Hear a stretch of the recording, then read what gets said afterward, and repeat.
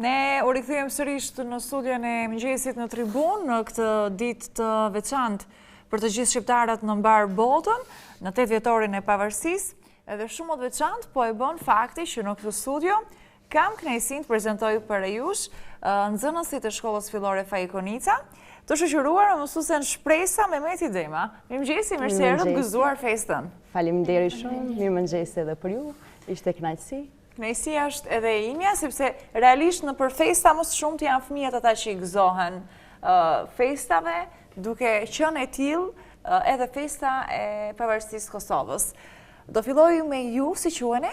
Riga Mehmeti. Riga Mehmeti. Riga, ti si e feston këtë fest? Sa i gëzohesh? Unë gëzohem shumë, dalë në shesh, e festoj Po. me familjen time, po e festova në shtëpi, do e thëras të gjithë familjen time, dhe ne fëmijët do të luajmë, do të zbukurojmë të gjithë shtëpinë. Me çfarë zbukuroni kryesisht më shumë? Me flamuj? Po, Me flamuj. Okej, një vjersh do na e recitosh? po. Mund të fillosh. Pavarësia. Të ndërruam për shumë vjetë, ty Kosovë të shpallëm shtet. Tarsa vite që ke arrit, në çdo shtëpi na bën dritë. Shumë trima për tyran, për liri jetën e dhanë. Bravo, bravo Riga, faleminderit. Do japësh mikrofonin shoqes tënde, do na prezantohesh dhe si quhesh? Unë që jam Buna Hoti. Mbaj pak më afër mikrofonin, po. Ata mbaj unë edhe mbaje dosjen dorë? Si quhesh edhe një herë? Buna Hoti. Buna, ti je në klasën e 4, apo? Treta. Në klasën e 3, megjithëse në klasën e 3 jeni të gjithë. Është në klasën e 2. Vetëm vajza është në klasën e 2. Vetëm vajza, po. Gjithsesi, do na tregosh edhe ti një vjersh në ndër të kësaj dite? Vjersh.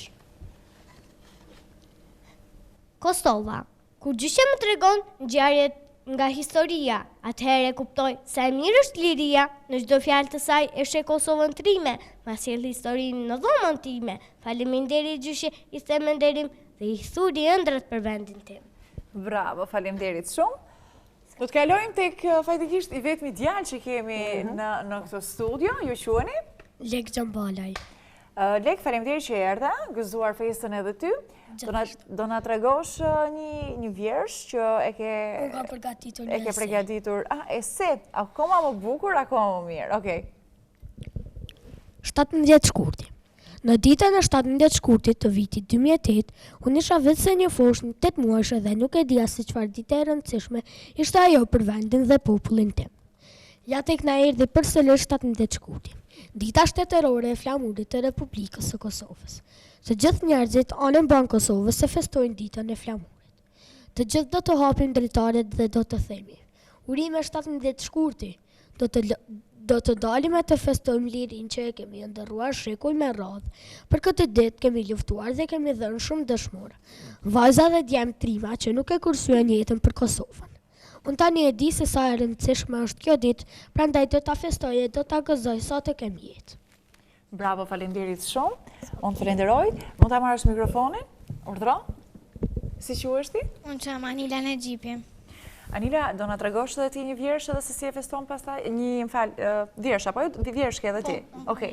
Do na recitosh një vjersh dhe do na tregosh më njëherë se si e pret edhe ti këtë festë kaq veçantë në familjen tënde. Pavarësia. Fluturoni, fluturoni, po lumba të barë, se pavarësia në Kosovë ka ardhë. Fluturoni, fluturoni, në qiell në përhapësirë, sa dheu jon tani është i lirë.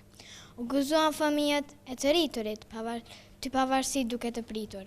Erdhi pavarësia tek ty Kosovë, me rritë më të madhe e kanë të gjithë dëshmorët. Bravo, faleminderit. Mund t'ja kalosh mikrofonin koleges, faktikisht shoqes tënde. Unë quhem Arita Hoti dhe jam në klasën e 3. Ke përgatit një esej apo jo? Po. Okej, mund na e lexosh? Kosova e pavarur. Me që unë jam ende në klasë të 3 dhe ku ende nuk aplikohet lënda e historisë për këtë grup moshe, njohurisë rreth shtetit të Kosovës dhe pavarësisë së saj i di nga rrëfimet e prindërve dhe mësueses. Isha vetëm 6 muaj që kur shteti i Kosovës arriti të shpallej shtet i pavarur dhe demokratik.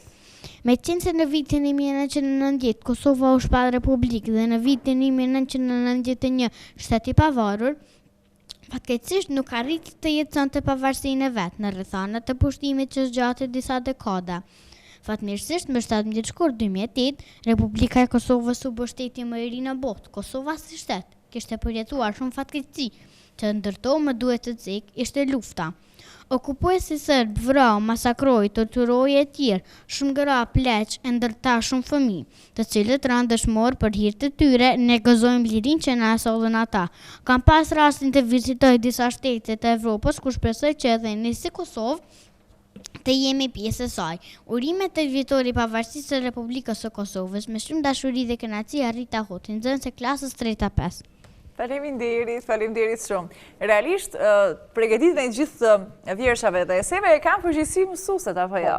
Është punë e juaja për të mësuar, megjithëse një pjesë e mirë e nxënësve nuk kanë të lëndë historie, ende sepse janë të vogël. Po pra nga klasa 5 ato po kanë më të vegjël. Kështu që duhet një lloj paraprogjeditje në nder të festave kryesisht këto shtetëroret. Ti dim dhe të dim një histori të vogël. Sa din fëmijët realisht për këtë ditë? Për besë shumë din, se flasin edhe me prindër edhe me mësuesën, kështu që nuk e kanë problem. Nuk e kanë problem. Jo, absolutisht. Ju dje keni pasur një, thënë, orë feste. Orë feste. Çka keni organizuar? Thjesht me nxënësit kemi organizuar një herë si në fillim të orës mësimore, kemi folur të flasim pikrisht për ditën e pavarësisë Kosovës, pikrisht për 8 dhjetorin. Ishte kënaqësi sepse kishin të njohura pse kur ishte shpallur ndoshta pavarësia, apo kush ishin ata njerëz që luftuan, ndoshta nuk ka pasur ndonjë vështirësi, sidomos nga ana e nxënësve. Edhe më ishte shumë çudi se dishin edhe sakt për shembull se kush e kishte shkruar deklaratën për 15 orë, ishte ajo shumë e çuditshme nga ana ime. Faktikisht po lexojnë edhe nxënësit. Kjo është shumë e mirë. Shumë e mirë, po. Se i takon aktiviteteve të tjera të cilat organizohen në këtë ditë, kjo ka qenë se cila mësuese ka pas, domethënë ka pas çdo kush ka dashur apo po kush ka dashur. Po, funksionon në këtë formë. Mirë ka qenë. Ju jeni kënaqur me fëmijët? Patjetër që po. Okej. Është kënaqësi. Me mësuesen jeni kënaqur?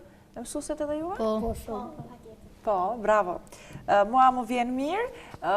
Një pyetje që doja t'ju bëja, në çdo vit të pavarësisë bëhet një paradë këtu në shesh.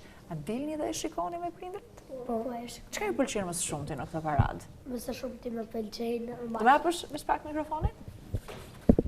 Faleminderit. Lutem. Poli?